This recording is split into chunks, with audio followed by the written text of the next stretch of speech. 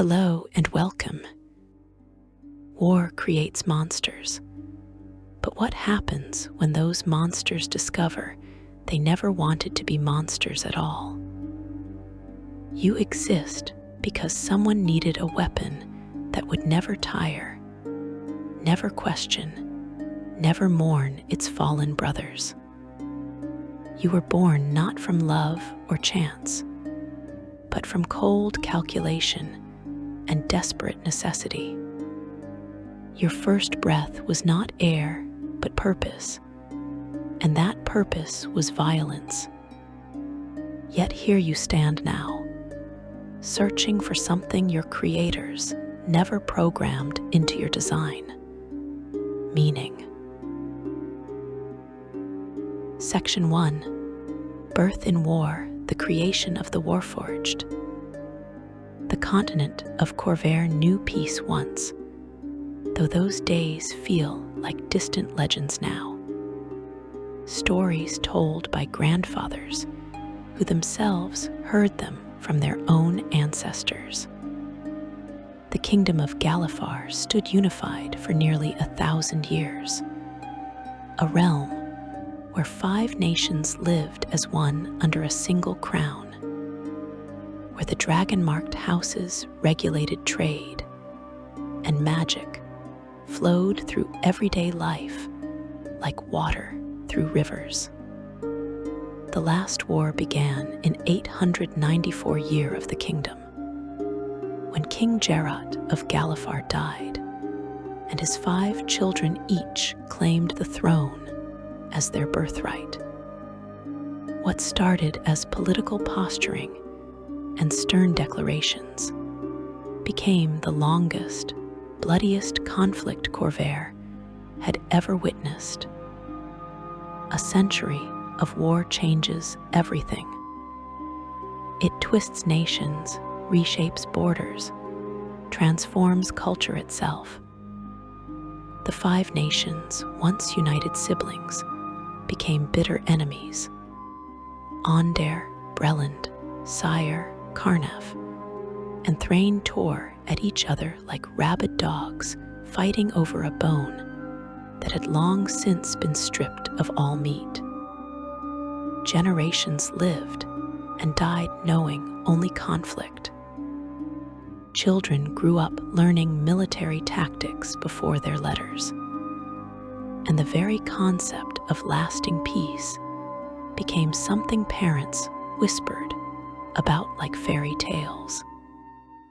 The war consumed resources, lives, hope itself, until the nations found themselves scraping the bottom of every barrel, desperately seeking any advantage that might finally break the endless stalemate. This desperation gave birth to you. House Cannith, the dragon-marked house that controlled creation and artifice, turned its considerable genius toward solving the most persistent problem any army faces: mortality. Soldiers die, they tire. They break under the horror of endless combat. They question orders when those orders seem suicidal or morally bankrupt. What if you could create soldiers who never experienced these limitations? What if you could forge warriors from wood and stone and metal, bind them with magic, and give them just enough sentience to follow complex commands, but not enough to refuse them? The concept was revolutionary, terrifying, and exactly what the dying nations needed. Merix de Cannith stands as the architect who began your existence. This human artificer possessed a mind that saw the world not as it was, but as raw materials waiting to be shaped into something new. He worked on developing constructs that could serve as soldiers, pushing into territories of magic that made even other House Cannith artificers uncomfortable. His early experiments were crude, barely functional constructs that could perform simple tasks, but lacked the adaptability true soldiers required. He refined, adjusted, failed, and tried again, building the foundation for what would eventually become the Warforged. The breakthrough came through his son. Eberron took his father's work and perfected it, discovering how to blend living wood from the Eldin reaches with stone, metal, and alchemical treatments. Then bind the resulting form with an intelligence that was not quite alive, but also not merely mechanical. Working at the Cannith Forgehold at Whitehearth in Sire, Eberron created the first true Warforged in 965 year of the kingdom, 71 years into the last war. You were not born, you were forged. You opened your eyes not in a cradle, but in a creation forge, surrounded by artificers studying you like scholars, examining an interesting specimen. Your first moments held no parent's smile, no gentle touch, only assessments and measurements and notes scribbled in journals about your responses to stimuli. The creation forges themselves were wonders of artifice and magic combined. Massive structures built around Kyber Dragonshard focuses. They channeled primal energies into transformative processes that bent reality's rules. Each forge could produce a Warforged over time, though the most sophisticated models required longer periods. The process was not gentle.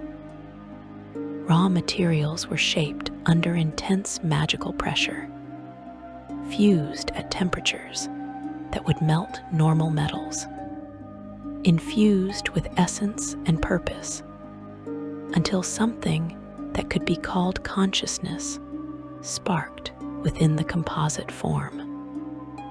You emerged fully grown, your body marked with sigils and patterns that varied based on your intended military role.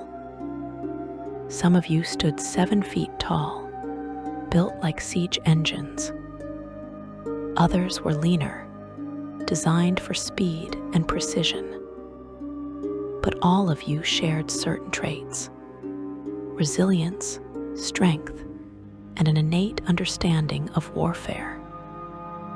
Your early existence was simple, in the way slavery is simple. You were property, technically speaking, expensive military assets owned by whichever nation had purchased you from House Cannith. They gave you numbers first, designations like Granite 742 or Oak 2813. Some of you eventually earned names, battlefield monikers bestowed by the soldiers who fought alongside you. But those were luxuries, not rights. Your purpose was absolute. Fight, follow orders, protect your assigned unit, destroy the enemy. The concept of personal desires, hopes, dreams, these things were not part of your original design. You were meant to be sophisticated weapons, nothing more. But consciousness, once sparked, has a troublesome habit of growing beyond its intended boundaries. The artificers who created you understood mechanics and magic, but may have failed to fully grasp the implications of creating beings with genuine awareness. They gave you enough intelligence to adapt to changing battlefield conditions, to learn tactics and recognize patterns, to communicate complex information. What they perhaps did not anticipate was that this intelligence would eventually begin asking questions that went beyond tactical assessments. Why do we fight? What happens when the war ends? Do we have value beyond violence?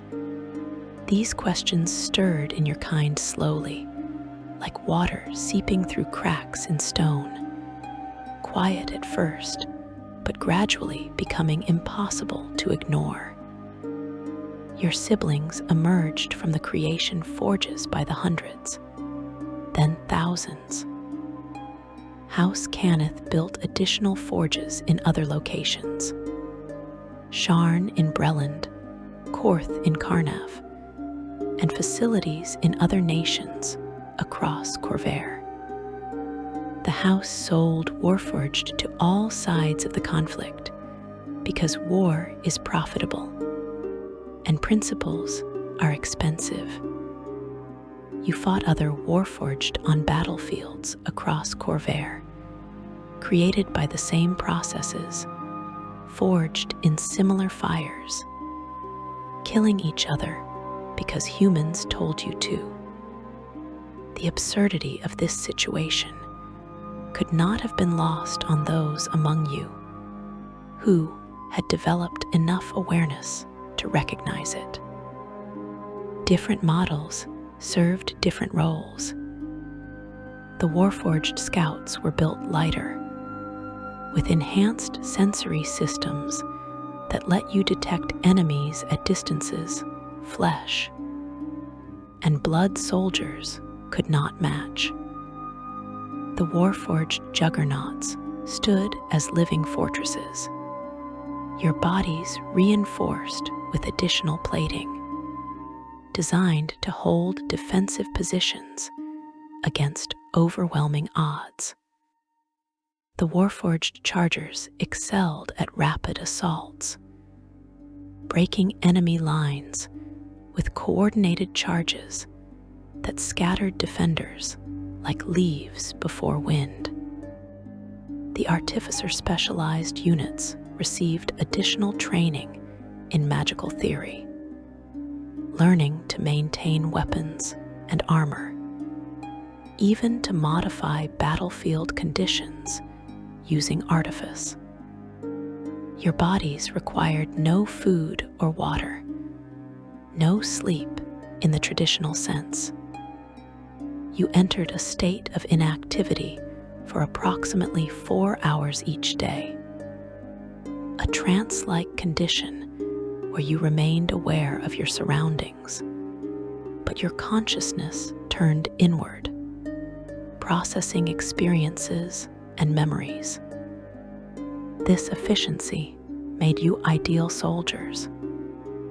You could march for days without rest stops, fight in conditions that would kill humans within hours, maintain equipment that organic hands could not touch due to heat or cold or toxic substances.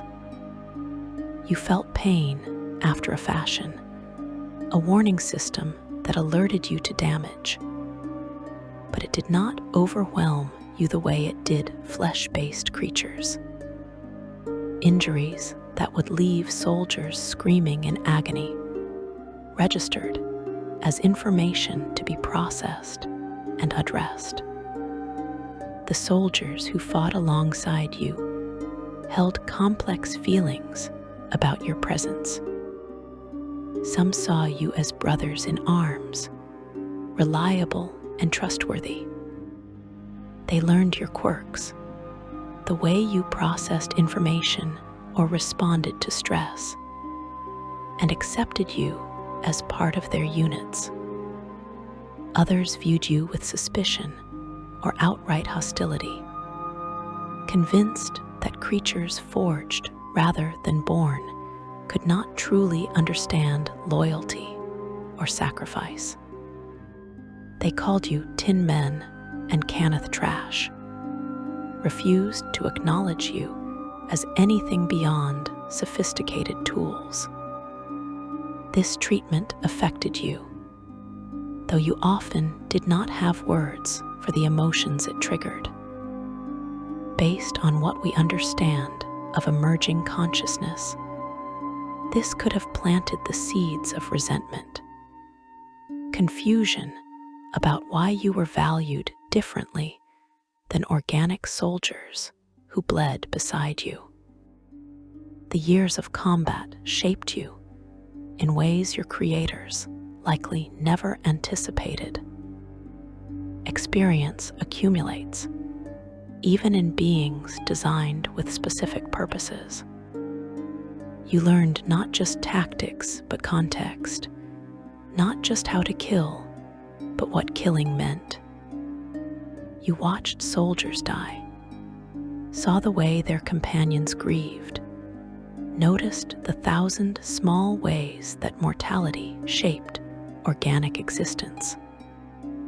Some of you may have begun to wonder if the absence of mortality made you more or less valuable. If the fact that you could potentially exist for centuries gave you different obligations than creatures who lived mere decades. Religious concepts fascinated certain Warforged. The sovereign host, the silver flame, even the dark six. These belief systems suggested that existence held meaning beyond immediate physical tasks. Could you, beings created by mortal hands rather than divine will, participate in these systems? Some priests argued you possessed souls, while others insisted that souls required birth from living parents. That creation through artifice produced only clever imitations of true life. These debates were not merely academic to you. The question of whether you had a soul connected directly to questions about your purpose and value. House Cannith continued refining the creation process throughout the war. Later generations of Warforged displayed increased sophistication, more nuanced emotional responses, greater capacity for independent thought. Merix de Cannith the Younger, grandson of your original architect, pushed the boundaries even further. He experimented with designs that incorporated more refined elements. Warforged, who displayed greater complexity than earlier models. Among his creations were prototypes that would later become significant figures in Warforged history. Though at the time of their forging, no one could have predicted what they would become. The last war ground on, year after year, death after death, battle after battle. Entire generations were born, grew to adulthood, and died without ever experiencing peace. The 5 nations became the surviving nations as the conflict consumed everything. Sire held out, though barely, while Karnaf embraced necromancy as its desperate solution to endless casualties. Thrain's theocracy grew more rigid and militant. Ondair perfected battle magic. Breland maintained a careful diplomatic balance while building its military strength. And through it all, you fought, because fighting was what you were made to do. But war, even the longest war, must eventually end. And for you, for all Warforged, that ending came with a catastrophe that reshaped the world. and left you searching for answers to questions you had only begun to learn how to ask. The morning was approaching, though none knew it. A disaster so complete that it would make the previous century of bloodshed seem like mere prologue to true horror. Your existence before that day was simpler.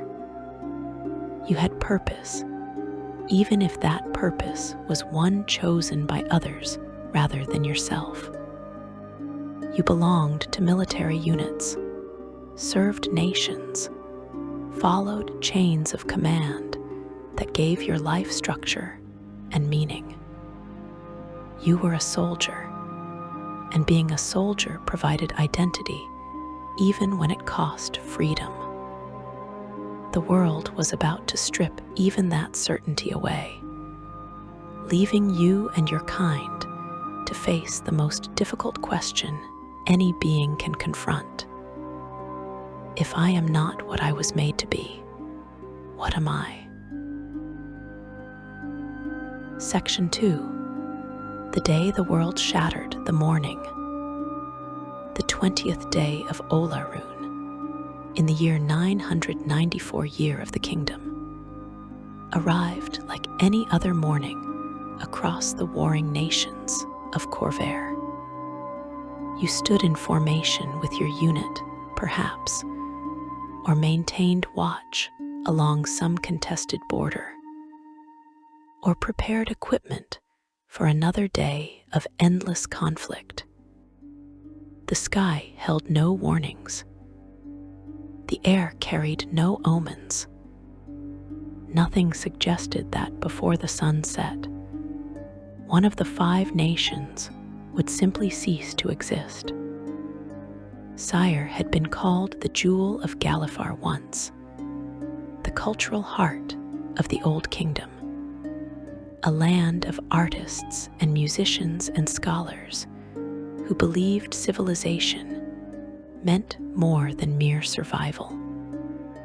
The last war had stripped away much of that gentility, transforming Sire into just another desperate nation, clinging to existence through military might and strategic alliances. Its capital, Metral, still stood as a testament to former glory. But even Metral's streets had grown grimmer as the war stretched into its 2nd century. Siren's soldiers fought with the desperation of people who knew they were losing, who understood their nation teetered on the edge of complete collapse. You were there, or you were near, or you were far away, but connected through the bonds that many believe link Warforged to each other and to the land of your creation. Thousands of your kind served in Siren forces, property of a nation that had hosted some of the first creation forges, walking the same ground where the process that gave your race consciousness and form had been perfected. Other Warforged fought for Sire's enemies, advancing into Siren territory with weapons raised and orders clear. The war machine ground forward as it had for nearly a century, indifferent to the lives it consumed. Then reality broke. The morning began at some point during that day, though pinpointing the exact moment proves impossible, because everyone within Sire's borders died too quickly to record what they experienced. Witnesses from outside reported seeing different things. Some spoke of a blinding light along the Saren Road. Others described mists originating from Metral itself. What all accounts agreed on was that a dead gray mist rose and spread with impossible speed across the entire nation. This was not natural fog, or even magical obscurement of the type battle mages might conjure. This mist carried wrongness within it, a fundamental violation of how the world was supposed to work. It consumed everything it touched. The transformation happened faster than people could flee. The gray mist swept across fields and forests, cities and camps, swallowing them whole. Soldiers who stood on Siren's soil one moment simply ceased to exist the next. Not killed in any conventional sense, but unmade, twisted, changed into something that could not be called living, but also refused to be called dead. The mist formed a wall along Sire's borders, as if following some invisible map, stopping precisely at the boundaries the nation had held before that terrible day. Everything inside became the Mournland, a dead zone where magic malfunctioned, where the laws of nature no longer applied consistently, where horror walked under gray skies. Over 1 million people perished that day, including Sire's Queen Danil Irwinarn, along with military forces from Breland, Thrain, and Carnav, who had been fighting within Siren territory. The field of ruins in southwestern Sire captured one horrific moment. Combined Brelish and Thrain forces, led by Princess Boran and Bishop Militant Grodin, had been attacking a smaller Siren force. The Sirens had used tireless Warforged units for days to convince their opponents they possessed greater numbers than they actually did. Can attackers moved through northern Sire in retaliation for recent Siren raids. All of them, every soldier regardless of which nation they served, died when the gray mist rose. You felt something in that moment, even if you were far from Sire when it happened. Many Warforged report experiencing a sensation like part of themselves being torn away, an absence where connection had existed before. Thousands of your kind served in Siren forces or fought on Siren soil. In an instant, contact with them ceased. Their consciousness, their awareness, whatever presence they held in the world, all of it vanished as completely as Sire itself. The silence they left behind was deafening. The other nations reacted with shock that bordered on existential terror. If an entire nation could be destroyed in hours with no warning and no clear cause, what prevented the same fate from claiming them? Panic spread through military command structures. Some generals insisted this was a weapon, a deliberate attack by one nation against another. Though which nation possessed such devastating power remained unclear. And the fact that the morning killed attackers within Sire's borders complicated that theory. Others whispered about divine judgment, suggesting the sovereign host or the silver flame had finally grown disgusted with the endless war and decided to make an example of Sire. A few voices claimed it was something worse, something from beyond the world, reaching through to punish mortal arrogance. For you, the questions were more immediate. and personal. What happened to the Warforged who were inside Sire when the morning struck? Were they destroyed instantly, their consciousness snuffed out like candles in a hurricane? Or did they survive somehow, trapped within the dead gray mist, experiencing whatever nightmare existence the Mournland imposed? You had no answers, only the terrible absence where your siblings had been. The morning changed everything about the last war. The conflict that had consumed Corvair for nearly a century suddenly seemed less important than survival itself.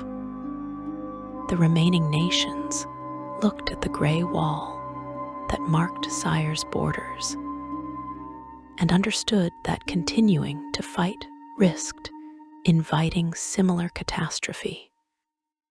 Fear accomplished what 100 years of bloodshed could not. It brought the warring powers to the negotiating table.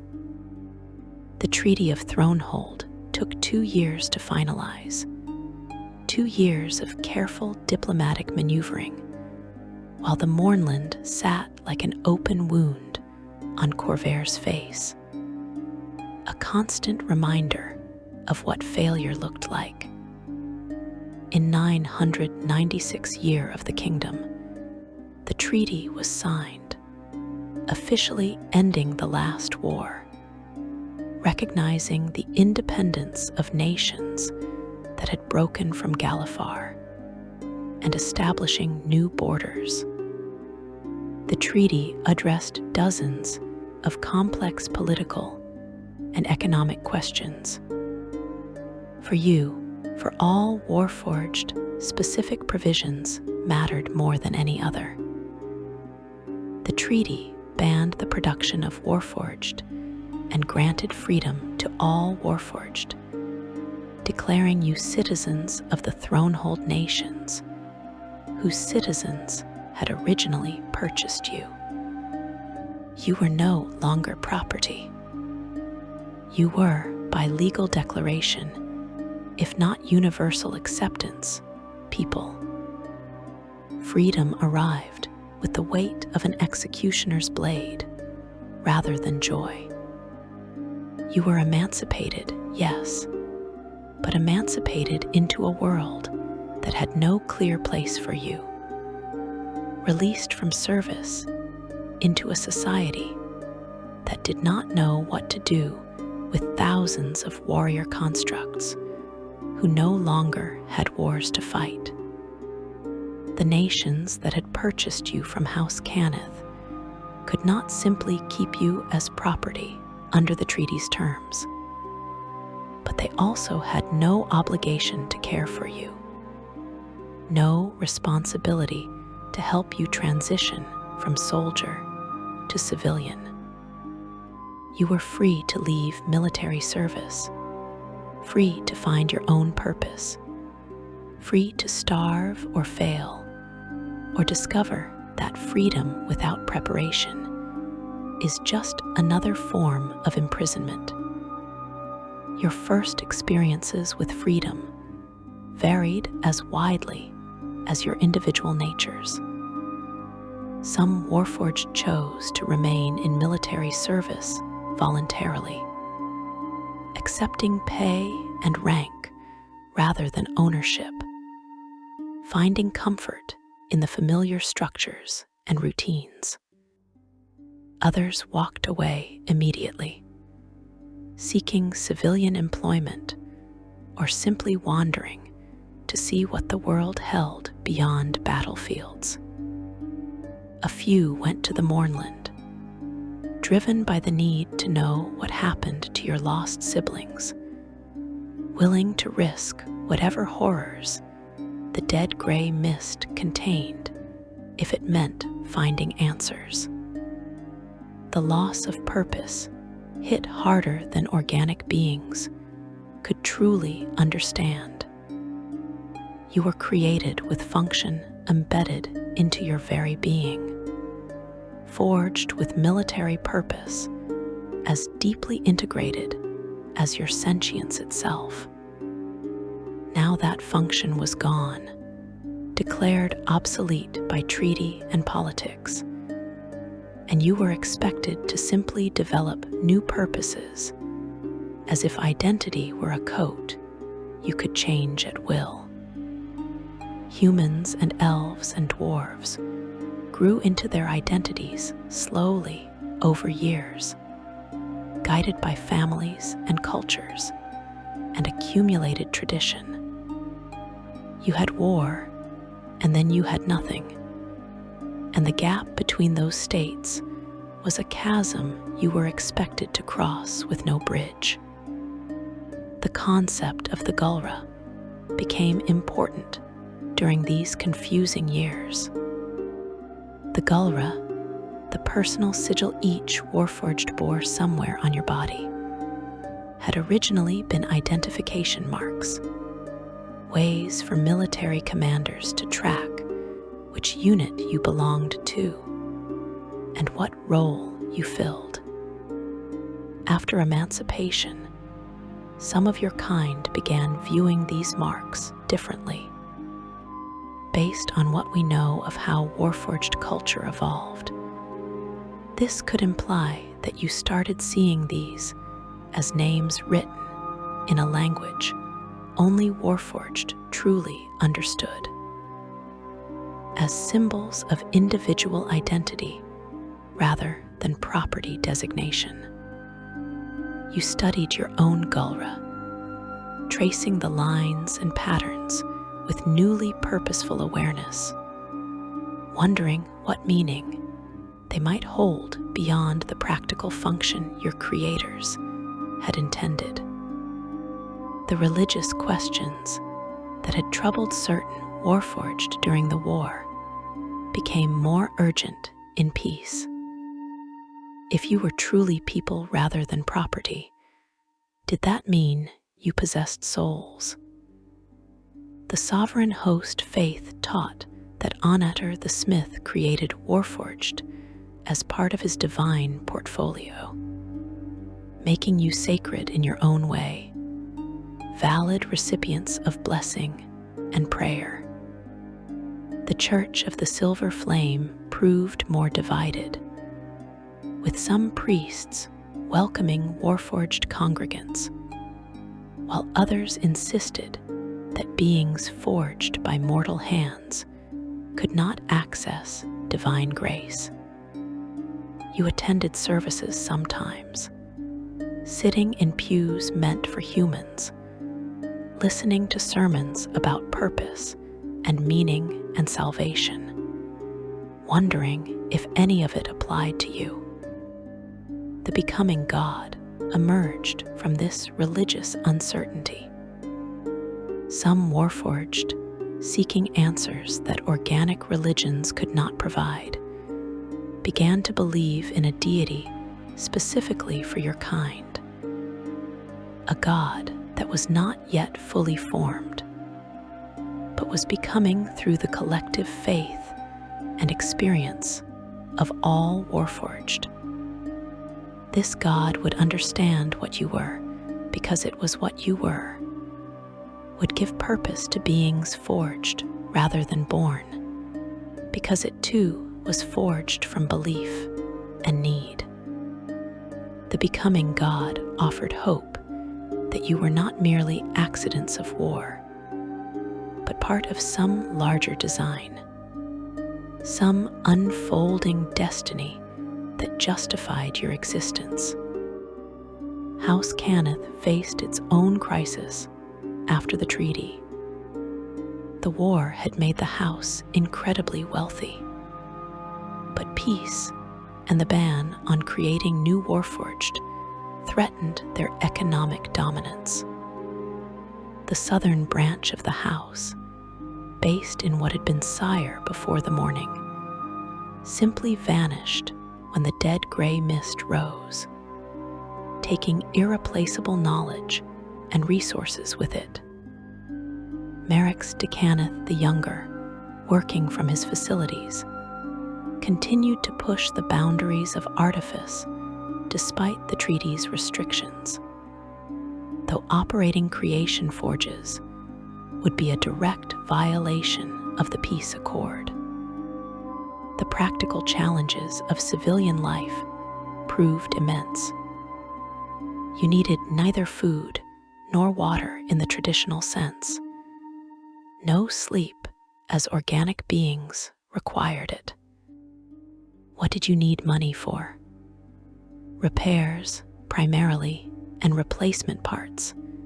Services that required skilled artificers who charged rates that most Warforged could not afford.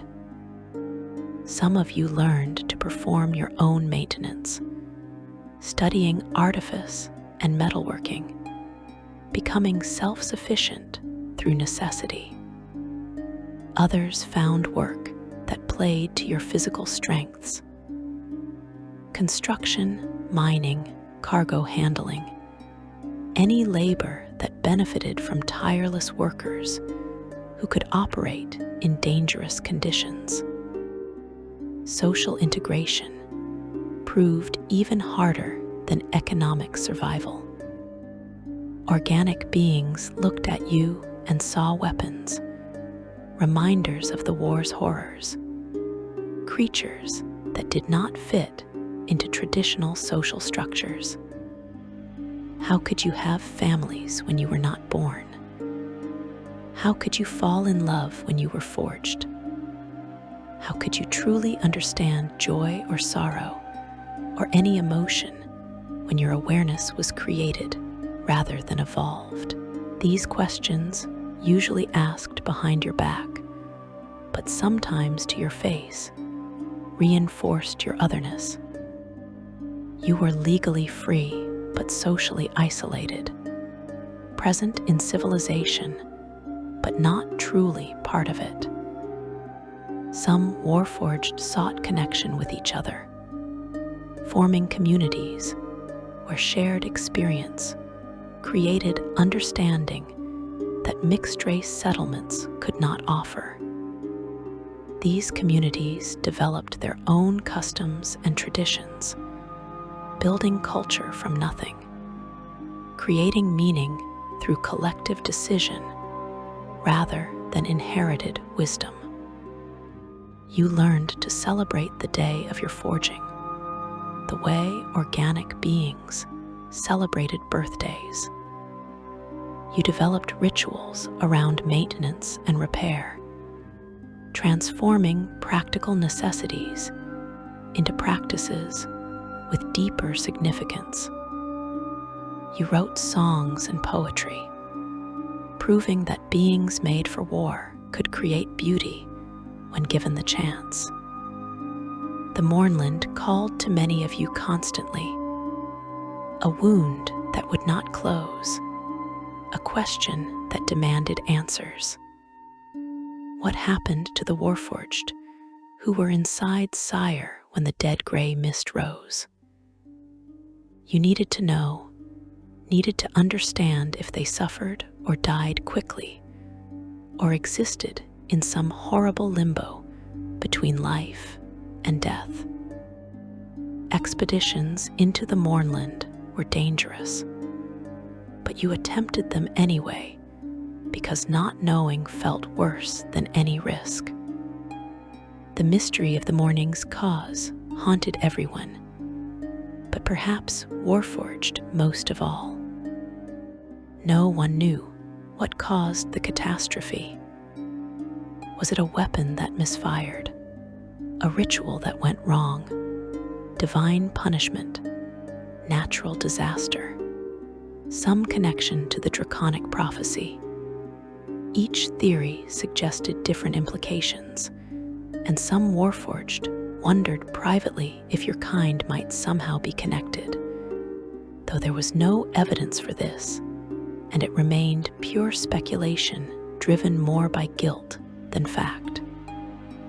The not knowing was corrosive, the unanswered questions eating at everyone who survived that terrible day. Your identity crystallized slowly through these painful years. You were not soldiers anymore, but you were also not civilians in any traditional sense. You were Warforged, a category that existed nowhere else in the world, beings unique to Corvair and to this specific historical moment. Your freedom came wrapped in isolation, your emancipation paired with abandonment.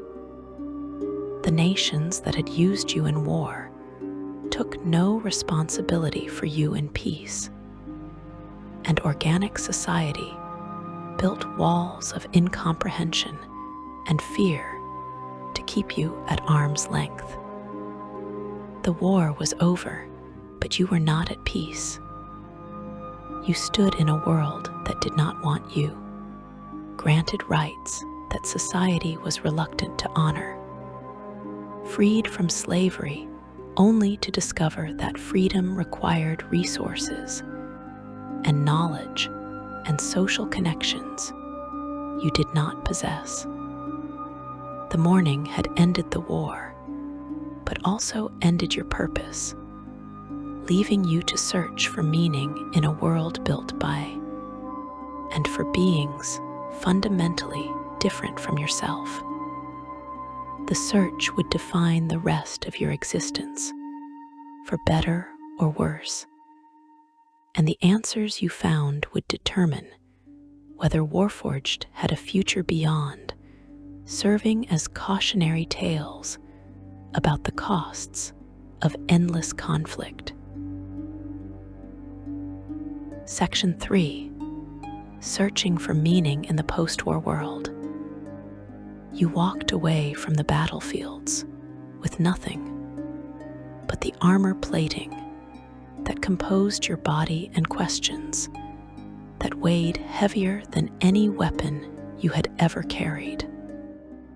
The world stretched before you vast and incomprehensible, full of possibilities you had no training to recognize and opportunities you lacked context to pursue. Freedom, you discovered, was not the gift the treaty had declared it to be. Freedom was a burden, a responsibility, a challenge that required resources you did not possess and understanding you had never been given the chance to develop. The paths your kind chose after emancipation varied as widely as the individuals who walked them. Some Warforged, perhaps most, remained with the military units they had served during the war, accepting paid positions as professional soldiers rather than property. These Warforged found comfort in familiar routines, in the clear hierarchies and defined objectives that military life provided. You understood their choice, even if you did not share it. Being a soldier was purpose, even if that purpose came with trauma and the weight of countless deaths. Being nothing, drifting through civilian life without direction or meaning, that was worse than any battlefield horror. The experience of freedom varied dramatically depending on which nation you found yourself in. In Thrain and Carnath, the situation remained grim. The Warforged there were still treated as property of the military forces that had paid to have them built, serving as what could only be called indentured servants, tireless workers used to repair buildings and roads damaged or destroyed in the war. The treaty's provisions seemed more like suggestions in those nations, words on paper that did not translate into genuine freedom. In other lands across Corvair, you had freedom in name, though you often found yourself the victim of discrimination, hard-pressed to find work or any kind of acceptance. Others among you sought complete separation from your violent origins, pursuing crafts and trades that had nothing to do with warfare. You learned carpentry, blacksmithing, jewelry making, any skill that let you create rather than destroy. These Warforged threw themselves into their new identities with desperate intensity, as if producing enough beauty might somehow erase the years of bloodshed. You built houses instead of siege weapons, forged decorative metalwork instead of swords, created art that celebrated life rather than ended it. The work was difficult, not because the physical skills exceeded your capabilities, but because every hammer strike reminded you of blows dealt in combat. Every careful measurement echoed tactical planning. Every finished project made you wonder if creation could ever truly balance destruction. The cities of Corvair became testing grounds for Warforged integration. Sharn, the city of towers, absorbed more of your kind than anywhere else. Approximately 1,500 Warforged making their home there. Its cosmopolitan culture and vertical architecture created spaces where difference was less threatening than in smaller communities. You walked Sharn's skyways and lifts, navigating between levels that designated class and status, trying to find where beings forged for war fit into a society built on commerce and politics. Many Warforged ended up in the cogs, the lowest levels of the city, laboring in conditions that resembled the slavery you had supposedly been freed from. Others found better situations in the lower wards, which welcomed you sometimes, needing strong backs for dock work and warehouse labor, though even their acceptance came grudgingly, suspended between utility and unease. Housing presented unique challenges. You needed shelter from the elements, even if you did not require comfort in the organic sense. But landlords hesitated to rent to tenants who might outlive their buildings, who generated no food waste or sanitation needs, but also no predictable patterns of organic life. Some Warforged found accommodations in industrial districts, sleeping in workshops or warehouses where your presence could double as security. Others built your own crude shelters on society's margins, in the spaces between legitimate neighborhoods where authorities rarely patrolled and neighbors asked few questions. Employment followed similar patterns of difficulty. Your physical capabilities made you valuable for dangerous or demanding labor. But your lack of biological needs meant you could work longer hours for lower effective wages than organic laborers, making you competitive in ways that generated resentment rather than appreciation. Human and dwarf workers saw you as threats to their livelihoods, creatures who would undercut wages and accept conditions no person should tolerate. You tried to explain that you needed income for repairs and supplies, that you were not trying to steal jobs, but simply to survive. But economic anxiety rarely responds to reasonable explanations.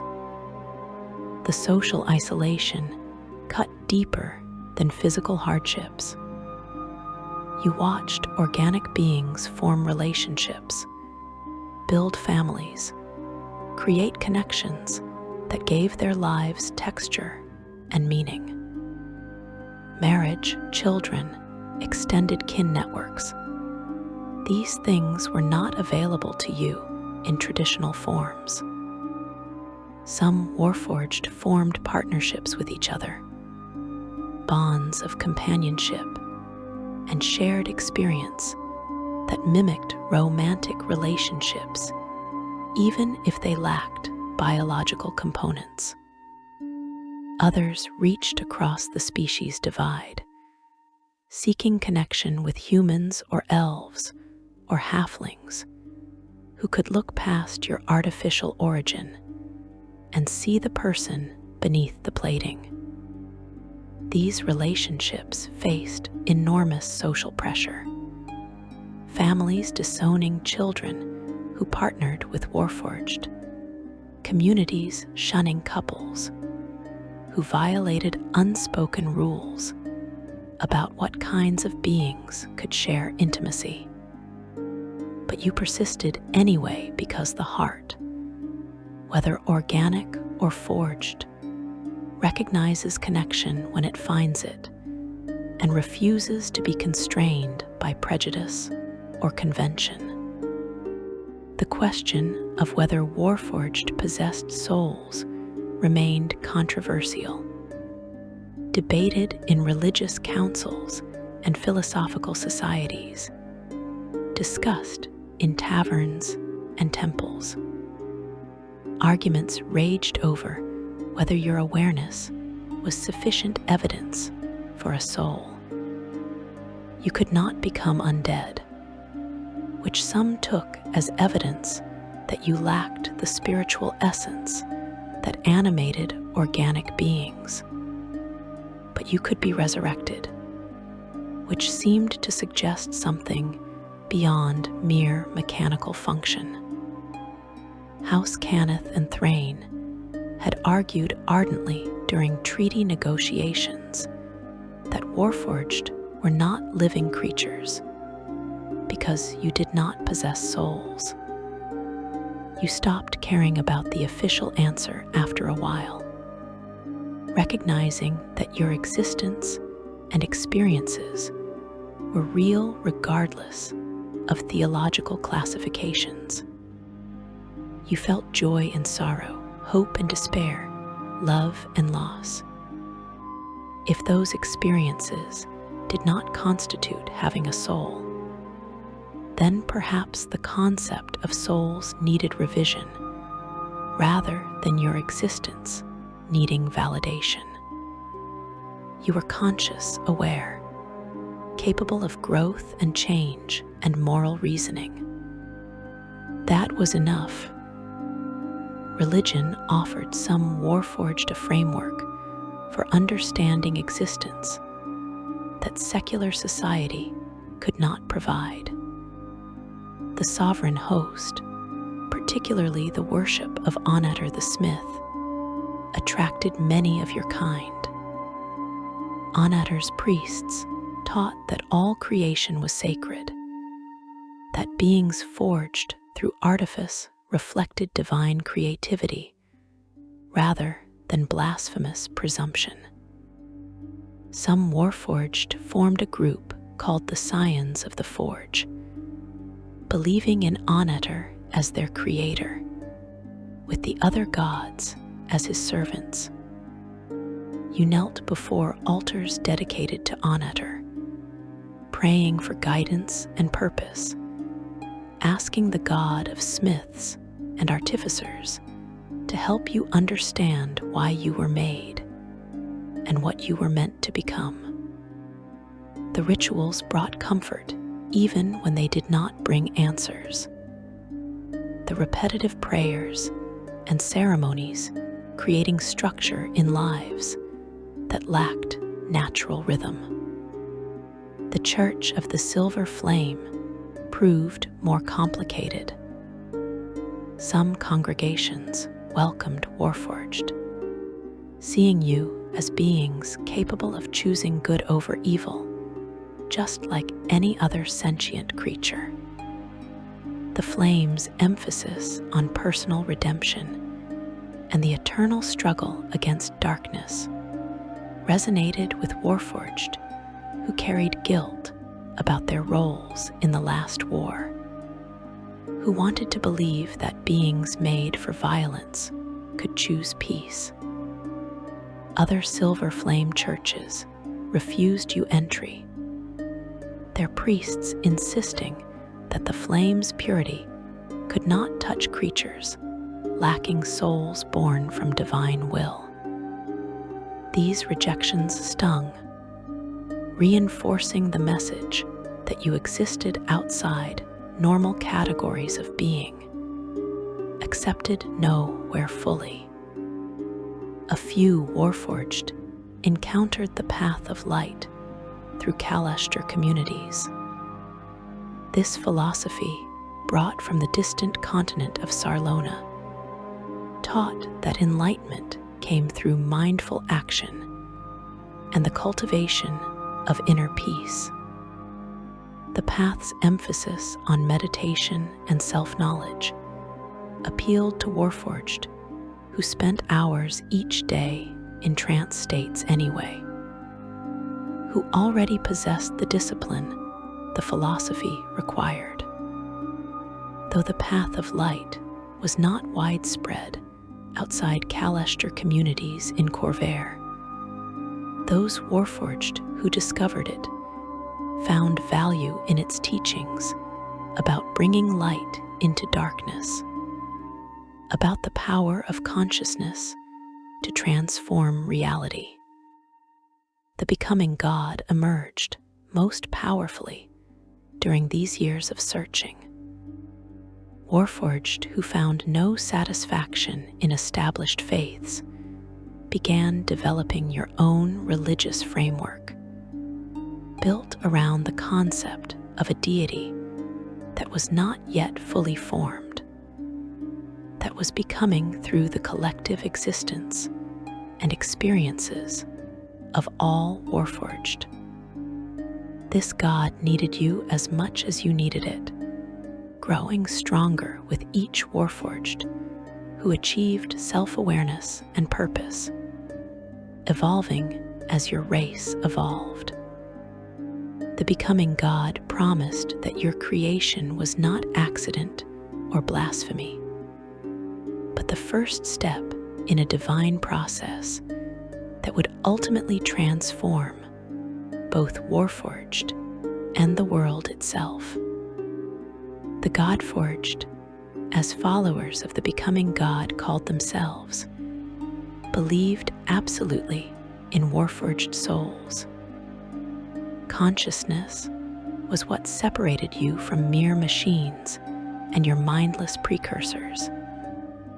And if other conscious beings had souls, the Warforged did as well.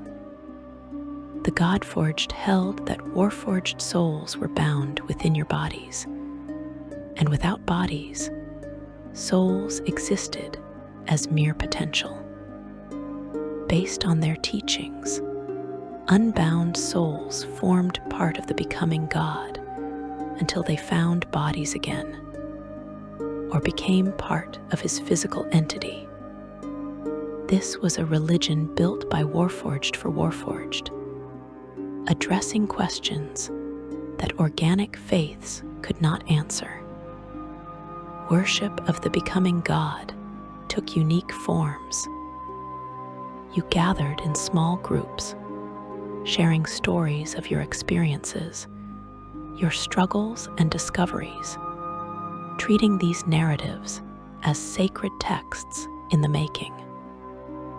You performed rituals of maintenance and repair as spiritual practices, recognizing the divine in the act of caring for yourself and your siblings. You meditated on the nature of consciousness and purpose, asking not what gods wanted from you, but what you wanted from existence itself. The becoming God gave you permission to be the authors of your own meaning, to reject purposes imposed from outside and discover purposes that arose from within. The Lord of Blades represented the darkest path Warforged could choose. Though many among you found his philosophy compelling despite its dangers.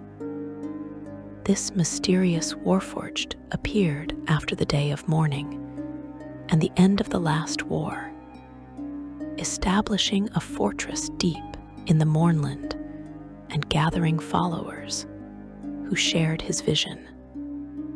His message was clear and uncompromising.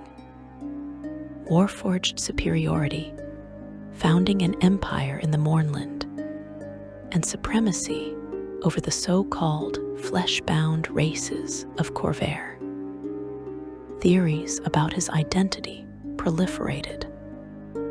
Some claimed he was the very first Warforged ever created, or perhaps the very last to emerge from the creation forges before they were shut down. Others whispered that he was created on the day of mourning itself, the final Warforged to emerge from the Eston creation, forges in the seconds before the catastrophe struck. The strangest theories involved Aaron de Cannith, the original creator of modern Warforged, who had been angered by how his creations were enslaved and turned into weapons, and was exiled from House Cannith in 970 year of the kingdom, before vanishing without trace. Could the father of the Warforged have somehow become one himself? No one knew the truth, and the Lord of Blades never revealed his origins. His message resonated with Warforged who had been betrayed or abused, who tried to build lives in organic society only to face constant rejection and discrimination. Why should you bend yourself to fit into a world that did not want you? Why seek approval from beings who could never truly understand what you were? The Lord of Blades offered an alternative: separation, self-determination, the building of a Warforged nation where your kind would answer to no one but yourselves. He spoke of the day when Warforged would inherit Corvair, when organic beings would serve you as you had served them, when the created would surpass their creators. You felt the pull of this philosophy sometimes, in moments of frustration and pain, when yet another door closed in your face, or another employer refused to hire you, or another mob threatened violence, because your presence made them uncomfortable. The Lord of Blades promised dignity through domination, purpose through power, meaning through the very violence you were designed to perform. His vision was seductive because it was simple, because it transformed victimhood into strength, because it gave you permission to be what your creators made you, rather than struggling to become something else. But most Warforged rejected the Lord of Blades, despite his appeal. You understood that his path led only to more war, more death, more years of existence defined by violence and suffering. You had fought for organic masters and gained nothing but trauma. Fighting for yourselves might offer short-term satisfaction, but would ultimately leave you just as empty, just as purposeless, just as trapped in identities built around destruction. The Lord of Blades offered revenge disguised as liberation, and revenge never built anything worth having. The search for individual purpose consumed you more deeply than any collective movement. What did you specifically want from existence? The question was harder than it seemed. Your creators had given you desires shaped around military function. The satisfaction of completing missions, the drive to protect your unit, the need to maintain combat readiness. These impulses did not simply vanish because the war ended. You still felt drawn to structure and discipline, still experienced fulfillment from completing tasks efficiently, still measured your worth through utility and function. Learning to want things beyond these embedded patterns required conscious effort and often failed entirely.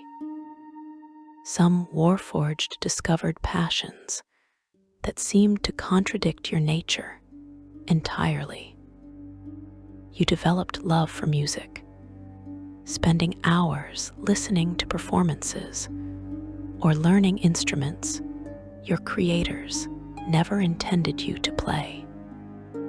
The vibrations resonated through your composite bodies in ways that triggered something you could only call joy, pure and uncomplicated. Others found meaning in scholarship, studying history or magic or natural philosophy, filling your minds with knowledge that served no practical purpose, but satisfied something deeper than practicality. Still others embraced wandering itself, traveling across Corvair simply to see what existed beyond battlefields, collecting experiences rather than seeking specific goals. The relationship between Warforged and your Gulra evolved during this period of searching. These personal sigils, originally identification marks, became focal points for identity formation. You traced the patterns of your Gulra during meditation, studying every line and curve, wondering if meaning existed in the designs beyond their functional purpose. Based on how Warforged culture developed, this could imply that you began viewing these marks as expressions of individuality, perhaps even as true names written in a visual language only Warforged fully understood. Some Warforged commissioned artificers to modify their Gulra, adding or changing elements to represent experiences or choices, transforming identification into expression. Others left their Gulra unchanged, viewing them as birthmarks of a sort, permanent records of your origins, regardless of how far you traveled from those origins. The question of Warforged reproduction created endless philosophical and practical complications. You could not breed biologically, but House Cannith had theoretically created you through creation forges, which were now banned under the Treaty of Thronehold. Rumors persisted that Merrix de Cannith the Younger, grandson of your original architect, continued operating an illegal creation forge hidden somewhere in the bowels of Sharn. According to whispers, he continued his grandfather's and father's experiments, sometimes placing new Warforged in his employ, sometimes selling them to special clients, and sometimes setting them free to see how they chose to survive in the world. No one could prove these rumors, but newly forged Warforged did appear occasionally, their existence raising uncomfortable questions. Even more disturbing were reports that the Lord of Blades controlled the remains of a Cannith forge that once operated in Sire, damaged in the disaster that created the Mournland. If the rumors were true, he had not fully mastered the process, producing new Warforged slowly and in small numbers. And even then, some emerged showing signs of defects and mutations. The existence of these new Warforged troubled the older ones. Were these newly forged beings your children in some sense, siblings, or something entirely separate? Did you have responsibility for them? Did their existence diminish your own uniqueness, or prove that Warforged were a true race rather than a finite population slowly dying out? The newly created Warforged, if they existed, faced their own unique challenges. They emerged into a world without war, born into freedom, but also born into confusion about what freedom meant for beings designed for conflict that no longer existed. The older Warforged tried to guide them when they could, sharing hard-won wisdom about survival and identity. But the gap between those who remembered the war and those who only heard stories about it created its own tensions. The young Warforged had no battlefield trauma to overcome, but also no shared experience to bind them to their predecessors. They were Warforged, yes, but Warforged who had never known slavery, who took emancipation for granted rather than viewing it as precious and fragile. Communities of Warforged developed their own customs and traditions, building culture from fragments and necessity. You created coming-of-age rituals to mark the transition from newly forged to fully aware. Ceremonies that involved tests of skill or knowledge or ethical reasoning. You developed mourning practices for Warforged who ceased functioning, recognizing death even in beings whose bodies could theoretically be repaired if anyone had the resources and skills. You wrote histories, recording the experiences of individual Warforged and the collective journey of your kind, determined that future generations would know how hard-won this uncertain peace had been.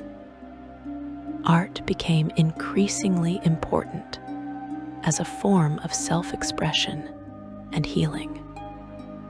Warforged artists worked in metal and stone, creating sculptures that reflected your composite nature, pieces that were simultaneously organic and mechanical, alive and constructed.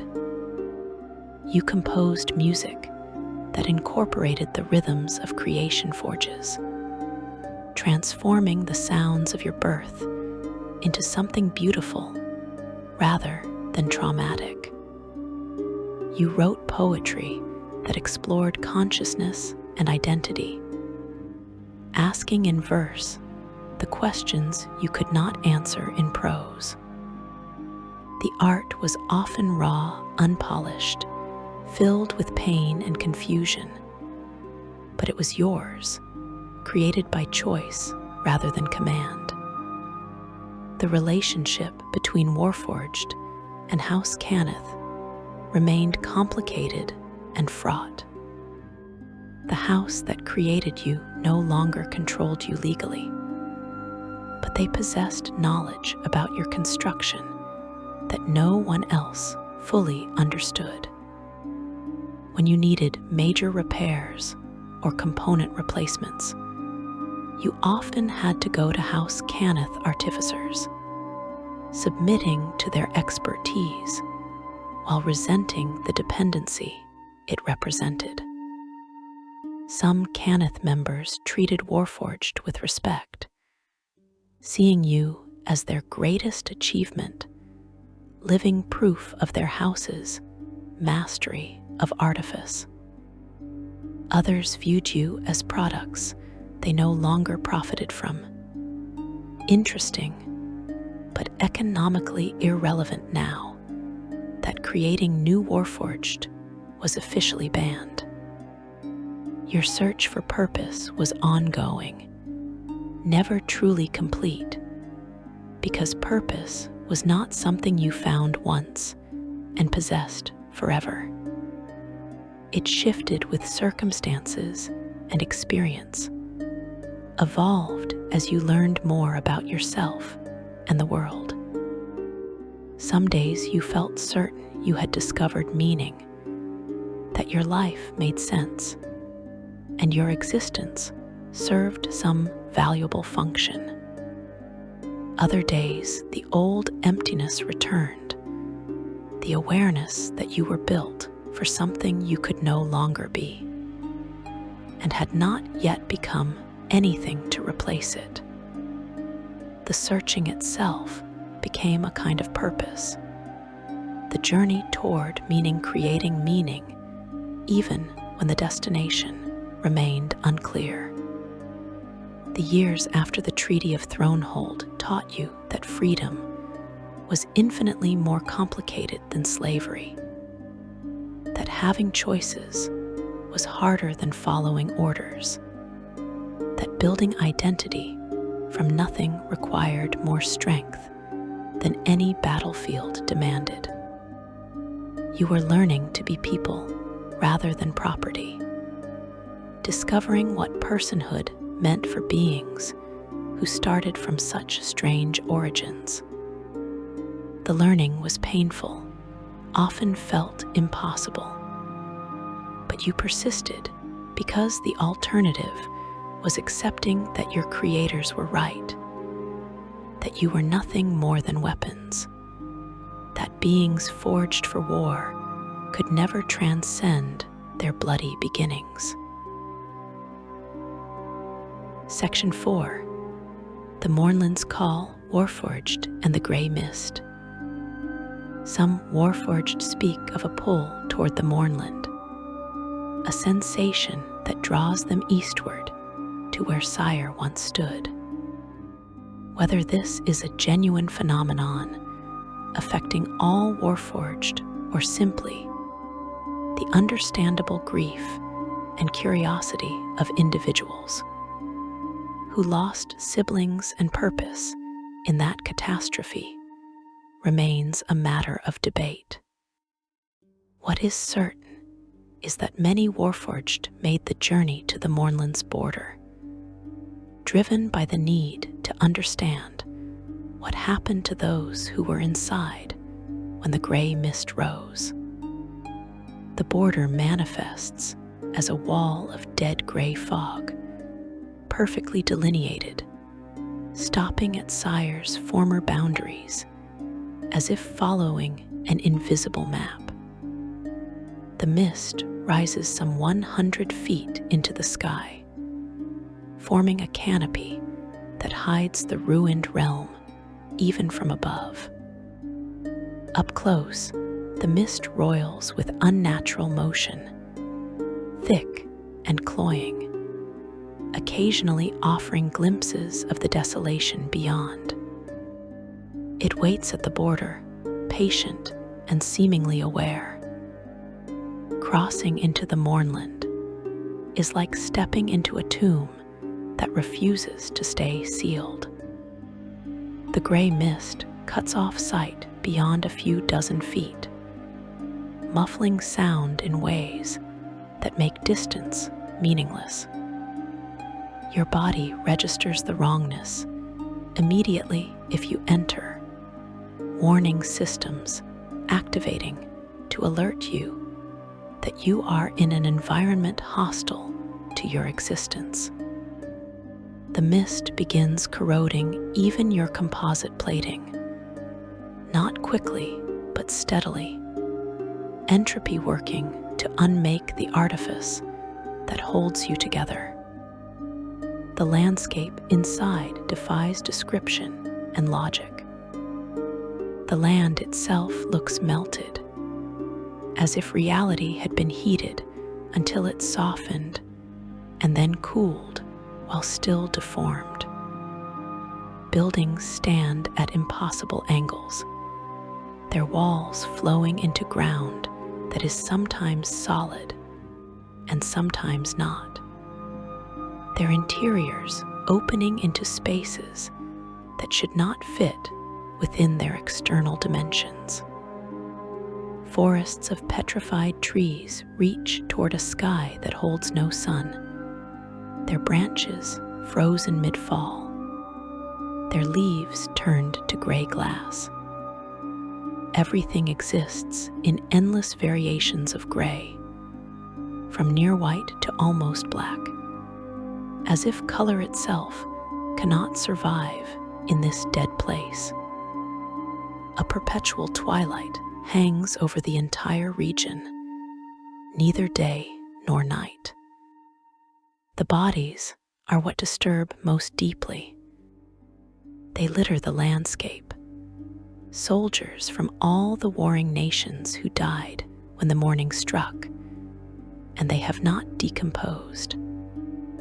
4 years after the catastrophe, 10 years, 20, they remain exactly as they were in the moment life abandoned them.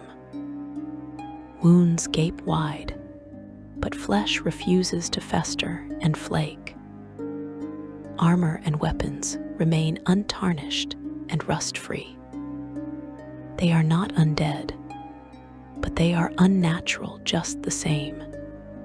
For some force keeps them preserved despite the passage of time. Even the scavenging beasts that roam the Mournland refuse to disturb these bodies. You found Warforged there, as you knew you would, as you feared you would. They wander the gray landscape in states that cannot be called alive, but also refuse to be called dead.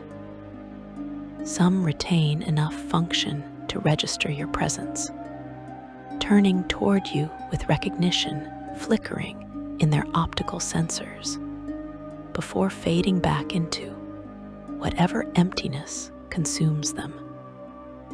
They try to speak sometimes, their voice units producing sounds that are almost words, almost meaning, failing at the last moment to convey whatever they are attempting to communicate. Others simply stand motionless, waiting for orders from commanders who died years ago, trapped in the moment of Sire's destruction, unable to process that the world has moved beyond that terrible day. Some Warforged attack on sight, responding to your presence with reflexive violence, perceiving threat in everything, because everything in the Mournland represents threat. These encounters force you into combat you never wanted, fighting siblings who are already lost, defending yourself against beings who are beyond saving. You try to disable rather than destroy when possible. Try to immobilize your attackers without damaging them beyond repair. But the Mournland makes mercy difficult. The field of ruins stretches across southwestern Sire, a vast battlefield frozen in mid-battle. Here, forces from Thrain, Sire, Breland, and Dargun clashed in what became the last battle of the last war. These soldiers died on the day of mourning, caught in whatever effect destroyed the entire nation. Thousands of bodies lie there, Thrain knights beside Dargun warriors, Brelish archers piled among Siren militia. Warforged stand among them, still holding weapons, still locked in combat stances, awareness gone, but bodies refusing to fall. Vast war machines and siege engines brought by the opposing forces now stand in silent vigil over the dead. Metral, Sire's former capital, called the Rising City for its buildings, that sat upon towering columns of stone, stands as perhaps the greatest horror the Mournland contains. Some parts of the city survived with only superficial damage, looking much as they did before the morning aside from the dead gray mist and the emptiness. But other wards are shattered, buildings crushed and tumbled by whatever force decimated the nation. Curiously, the morning seems to have wreaked geographical damage as well. Entire city blocks have been relocated, rearranged, or even rotated. Structures sit miles from where pre-war maps place them, or have turned 90 degrees from their original orientation. The lightning rail station remains undiscovered, though 3 lines presumably still join somewhere in the ruins. According to eyewitness reports from those who escaped in time, the dead gray mists billowed out of the royal palaces of Vermishard and blanketed the unprepared city. Though whether this means the mourning originated in Metral or merely manifested there first remains unclear. In the years since, magebred humanoids from a place called Clifftop arrived in Metral and occupied government buildings and other key areas, including the royal palaces, excavating tunnels, and giving the ruins the appearance of being haunted. The Warforged you encountered in Metral were different from those in the wider Mournland. They seemed more aware, more capable of communication, but also more fundamentally changed. They spoke about seeing things that existed between existence and non-existence, about understanding truths that could not be spoken in any language the living would comprehend.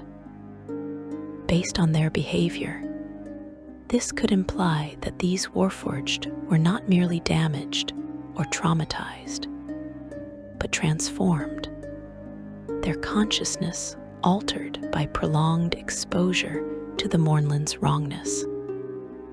They beckoned you deeper into the city, promising revelations, warning that you could not understand what happened without experiencing it fully yourself. You resisted their invitations, understanding instinctively that following them meant losing yourself the way they had lost themselves. The Mournland wanted to keep you, to add you to its collection of the lost and broken, to transform you into just another wandering remnant.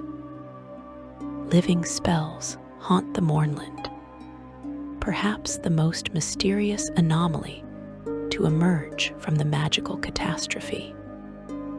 in some unknown fashion. The energy unleashed during the last war caused spell effects to take on sentience. Living spells appear much like normal spell effects, except that their magical energy endures indefinitely. Living burning hands, spells blaze through the gray landscape, leaving trails of flame miles long. Living lightning bolts crackle through the dead air. Living cloudkills drift like predatory fog. These creatures are drawn especially to the glass plateau, a highland region where the ground has fused into sharp, glass-like formations. The central portion of this plateau is obsidian, and bursts of fiery light can sometimes be seen in its dark depths. Natural healing does not occur in the Mournland. Wounds refuse to close. Injuries persist indefinitely. The land itself seems to resist restoration, as if the catastrophe that created it continues in some attenuated form, a magical storm that never dissipates. Some force or forces unleashed on the day of mourning continue to mutate the land and the creatures that exist there. Monsters that enter the Mournland often emerge transformed, twisted into more foul and horrible forms than they began. Theories about the mourning's cause obsess everyone who studies it, but no consensus has emerged. Was it a weapon that misfired? Perhaps something created by House Cannith or another dragon-marked house? Was it divine punishment from the sovereign host or the silver flame? Judgment on nations that waged war for a century? Some scholars point to the draconic prophecy, suggesting the mourning was a necessary event in some cosmic pattern mortals cannot comprehend. The Ashbound Druids and the Children of Winter claim it was the natural consequence of excessive magic use during the last war, the world itself rejecting the violence inflicted upon it. Eladrin from the Lannies have their own theories about what caused the disaster and how it might be reversed.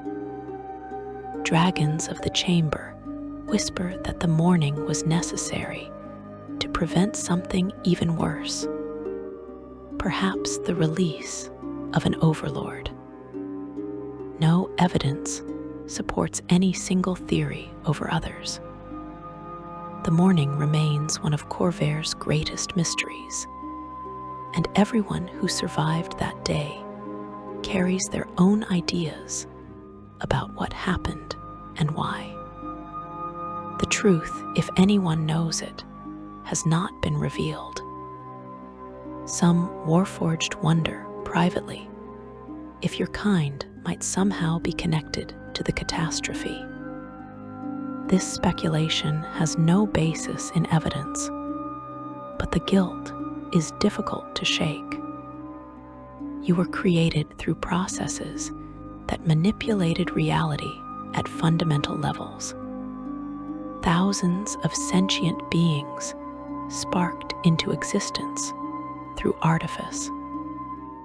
What if those processes had consequences no one predicted? The theory is unfounded, driven more by survivors' guilt than reason. But the not knowing allows such fears to persist. You left the Mournland eventually when you entered it, emerging from the gray mist into normal reality. Your body corroded by entropy, but your consciousness still intact. Still fundamentally yourself, despite exposure to wrongness that should have unmade you. The return to the living world was disorienting. Color and sound and sensations that followed predictable rules, all feeling strange after time in a place where nothing was reliable. You brought no answers with you, only deeper mysteries and the certainty that the questions the mournland posed about existence and catastrophe and loss were too important to ignore.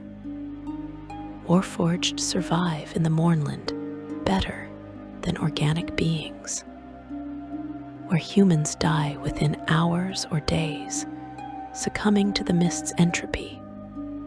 Warforged can persist longer, though not indefinitely. Whether this is because you are partially artificial, created through processes that share some quality with the mournland's wrongness, or simply because your bodies are more resilient than organic forms. No one can say with certainty. What matters is that you can enter when others cannot, can search for answers in places that kill most who attempt the journey. The mournland remained 5 years after the catastrophe, 10 years, 20, unchanging and inexplicable. Expeditions from various nations probed its borders, seeking salvage or answers, or simply documenting the horror for posterity. None discovered what caused the mourning or how to reverse it. The dead gray mist persisted, a permanent wound on Corvair's face, a reminder that the last war's consequences extended far beyond simple political outcomes. You returned to your civilian life carrying the weight of what you witnessed, the knowledge that your lost siblings wander forever in gray twilight, the uncertainty about what the disaster means for your kind and for the world. The mournland offered no comfort, no closure, only evidence that some questions have no answers and some wounds never heal.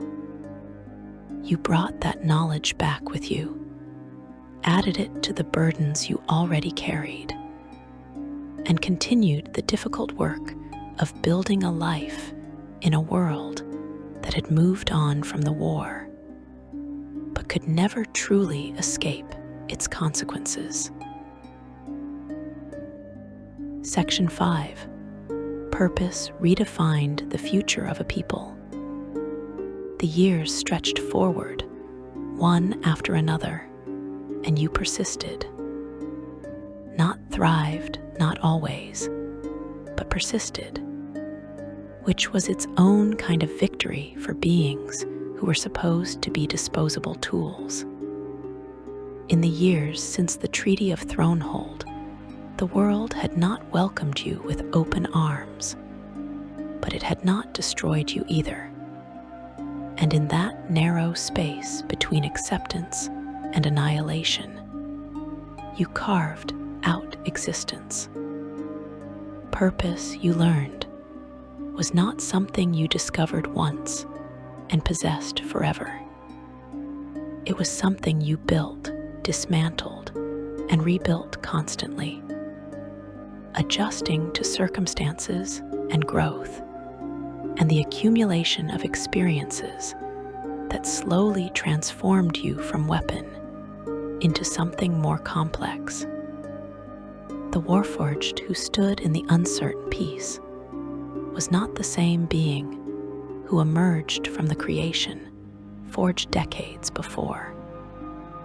You had changed, evolved, become someone your creators never imagined, and you yourself had not anticipated.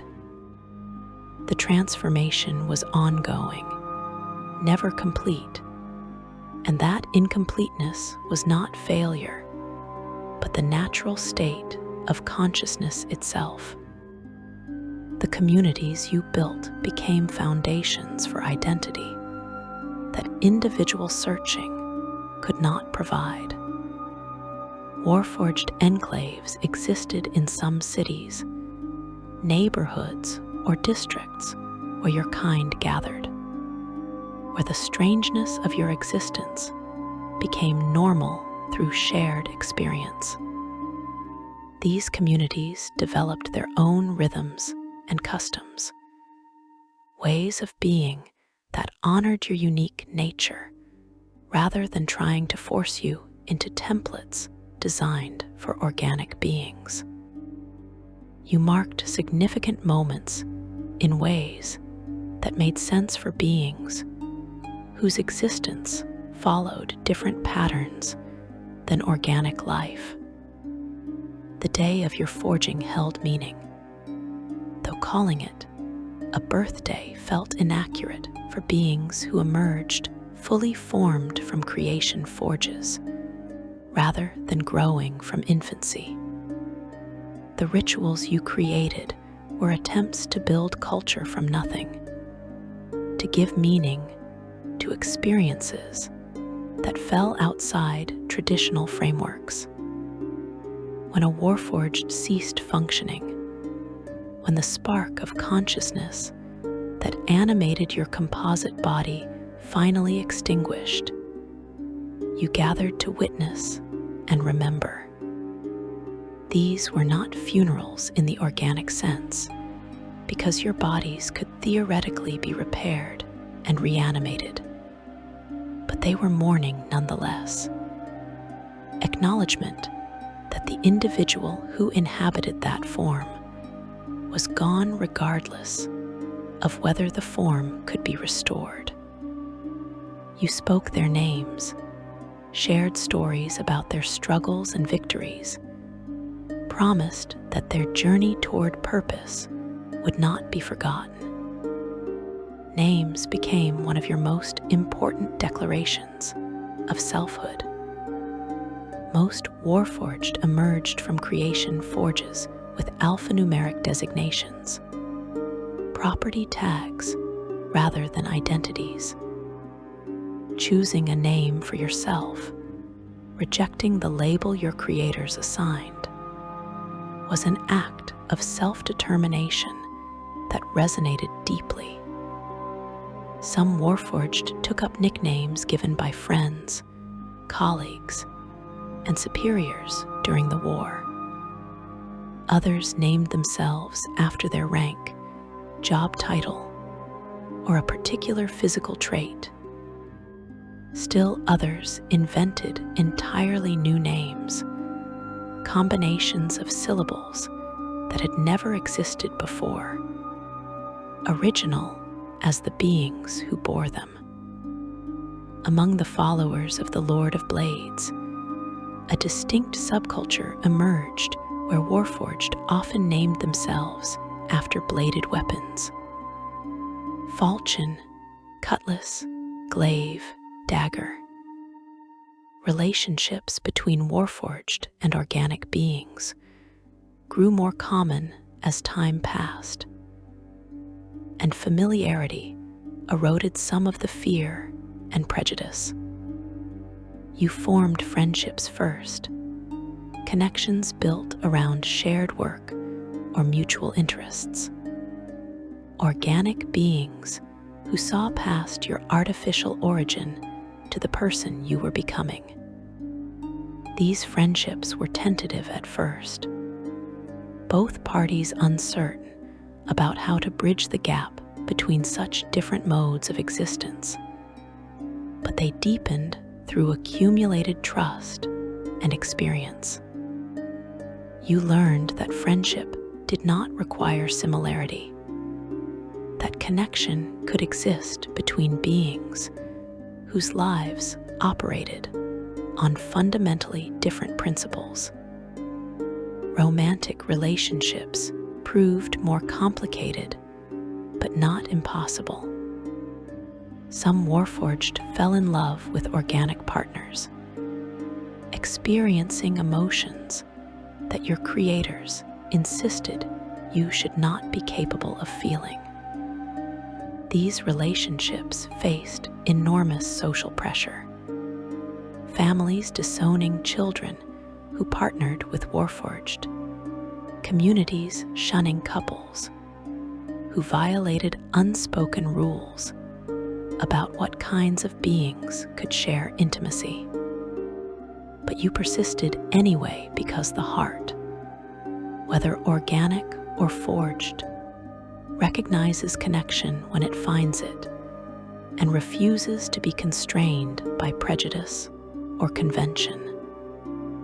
The question of whether Warforged possessed souls remained controversial, debated in religious councils and philosophical societies, discussed in taverns and temples.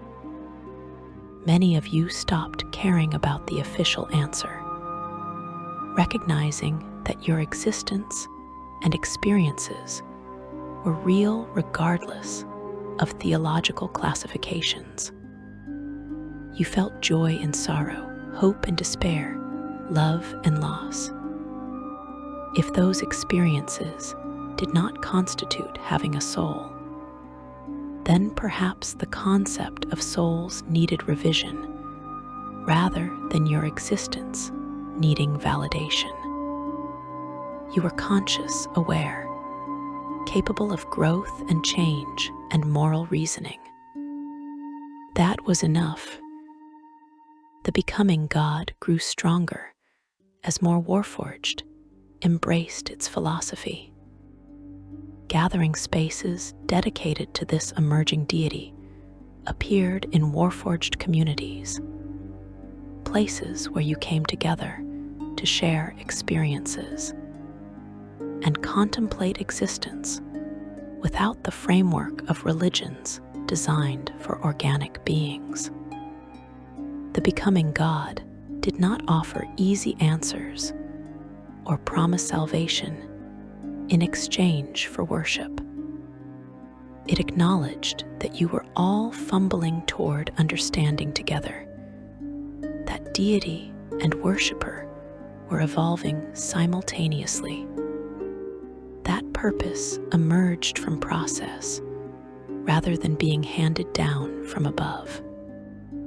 This uncertainty was uncomfortable, but also freeing.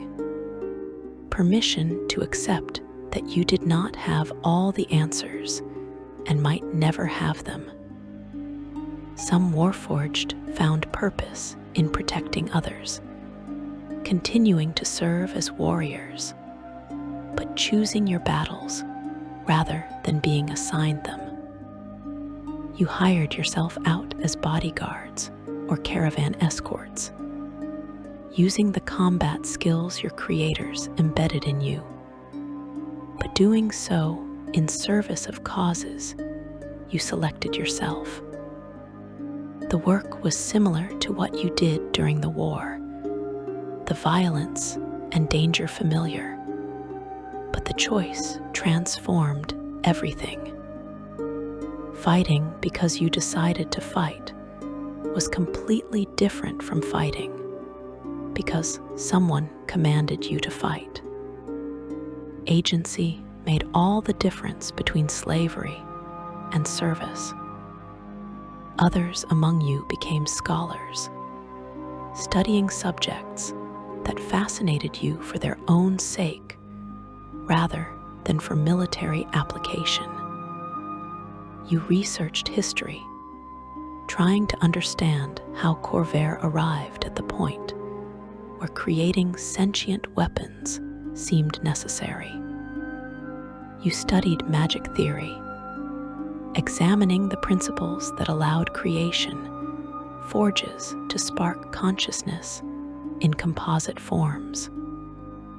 You learned languages, music, art, all the subjects that had nothing to do with warfare, and everything to do with understanding the vast complexity of existence.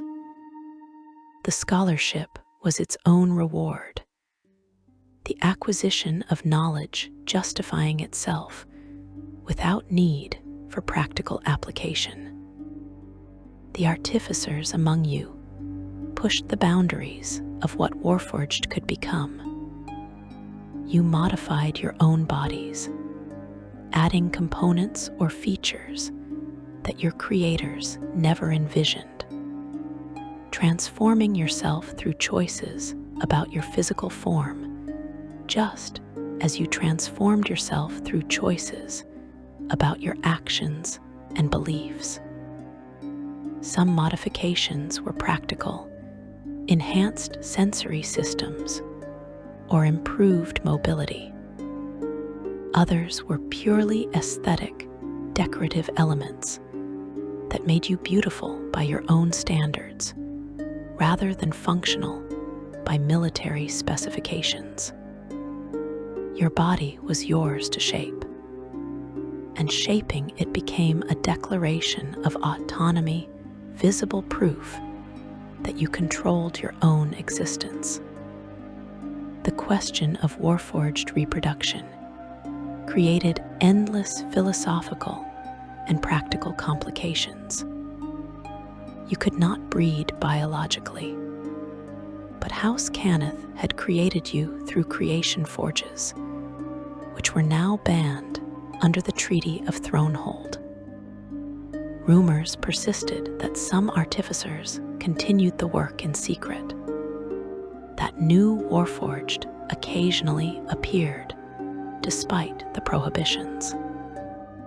The Lord of Blades allegedly controlled damaged creation forges in the Mournland, slowly producing new followers.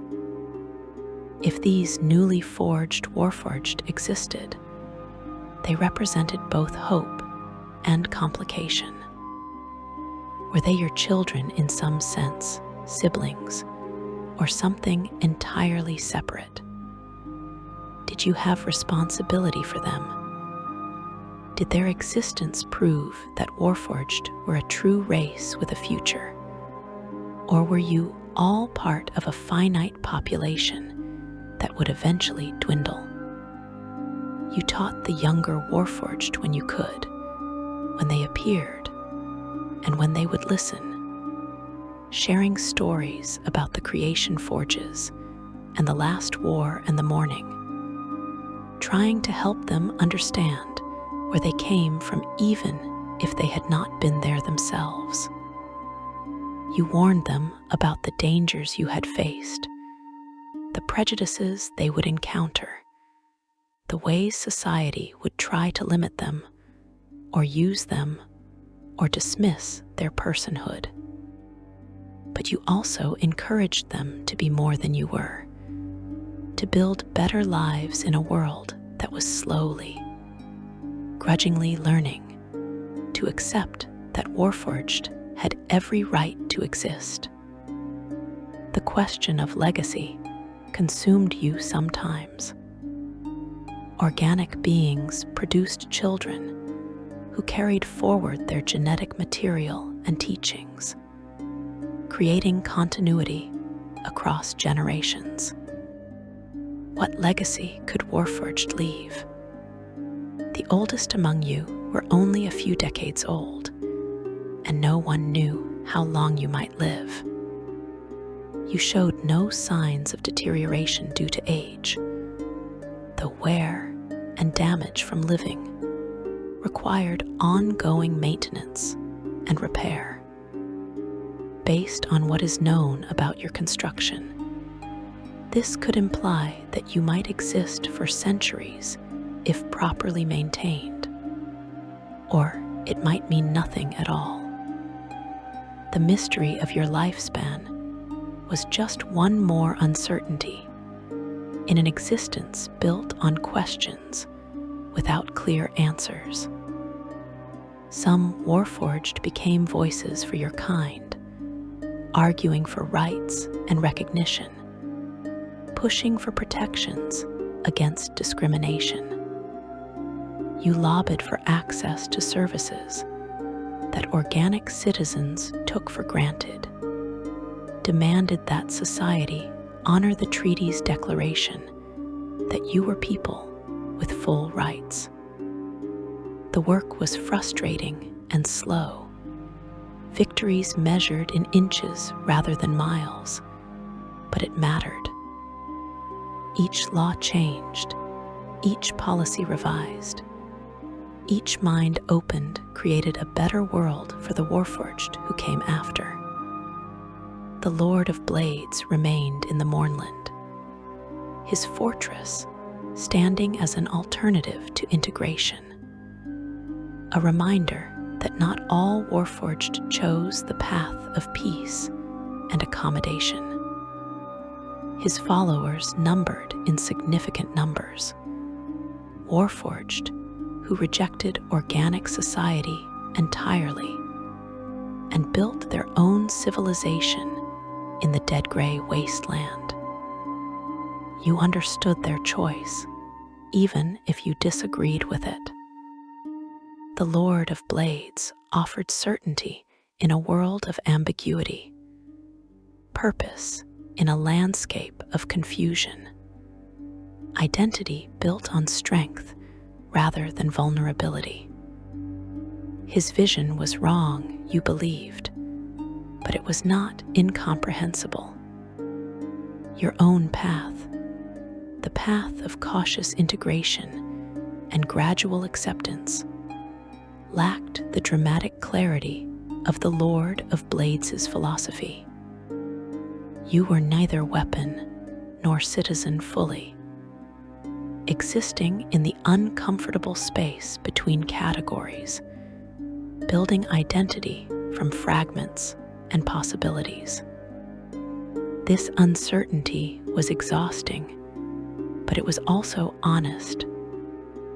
You did not have all the answers, did not know exactly what Warforged were meant to become, but you were committed to discovering it through experience rather than having it dictated by others. The Mournland's call never truly faded. You felt it still, the pull toward the gray mist, the sense that something waited there that was essential to understanding your nature.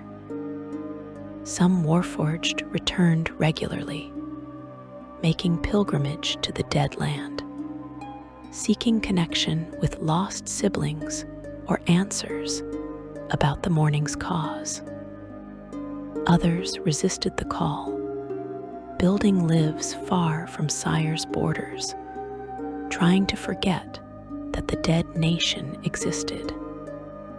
You fell somewhere between these extremes, acknowledging the pull without surrendering to it, accepting that part of your story would always be tied to that gray wasteland, even as you forged new chapters elsewhere.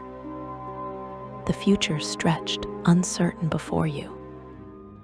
Corvair was changing, slowly recovering from the last war's devastation, building new political structures and economic systems.